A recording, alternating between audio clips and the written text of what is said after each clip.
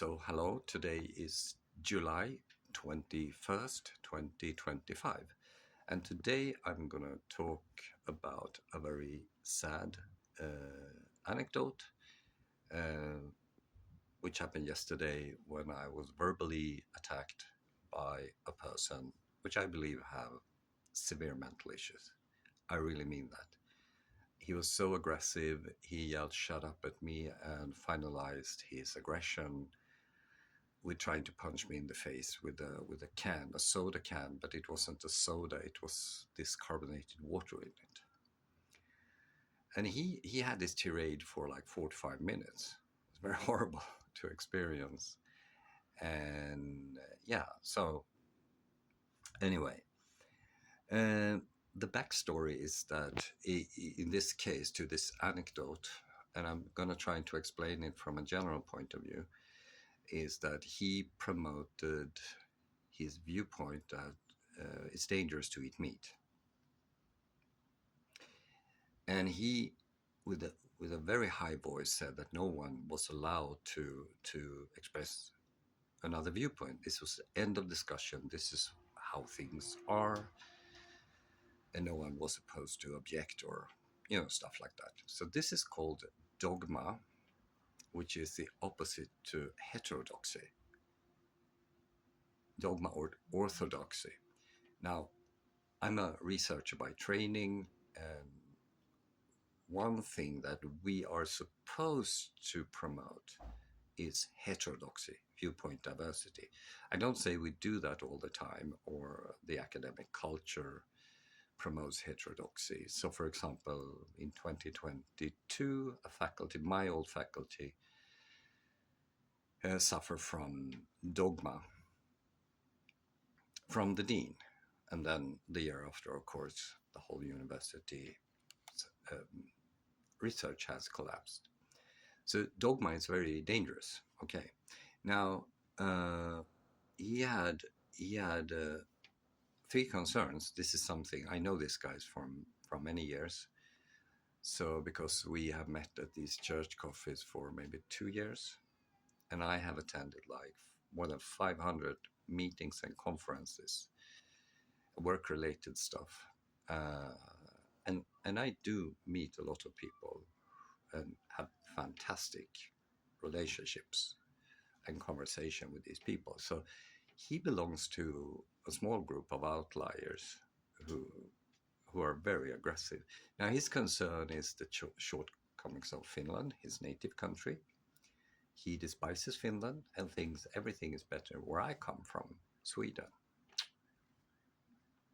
Lifestyle issues like food and health, he's convinced that meat, animal fat, and salt is bad for health, including cancer.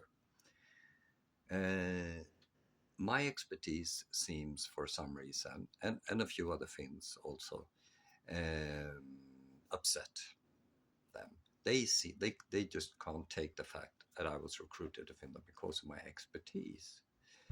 So, what's the backstory? Well, I'm going to put a link to my article here so you can read it, but I jump to the end of it. I provide a list with 11 reports from Finnish government arms and organizations showing the issues Finland has, and it's mainly about mental health issues and aggression. And then I now mention the really interesting catch. So the aggressor's family earns their money from candy production. They have a factory where they produce candy. And the company is led by his older brother, who at an early age had to take over the role as managing director after their father fell victim to terminal cancer. Sadly, he passed.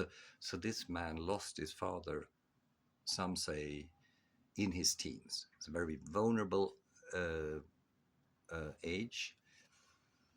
And common knowledge in nutrition is that sugar is it's pure vitamin deadly, as John Yudkin wrote already in 1972.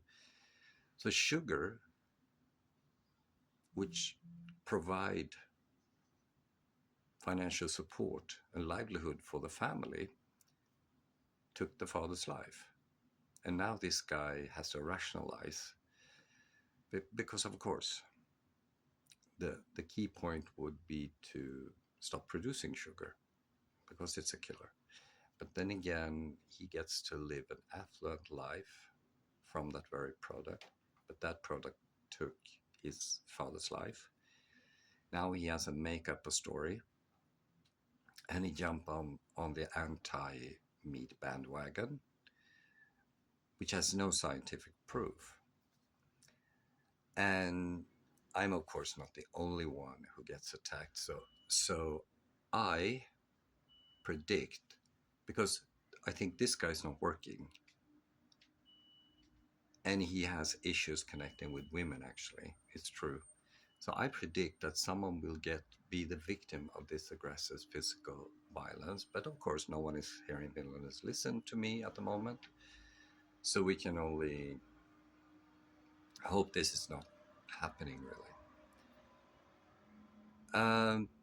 Support my research and join me this evening at 6 p.m. local Finnish time and ask your questions, anything about psychology.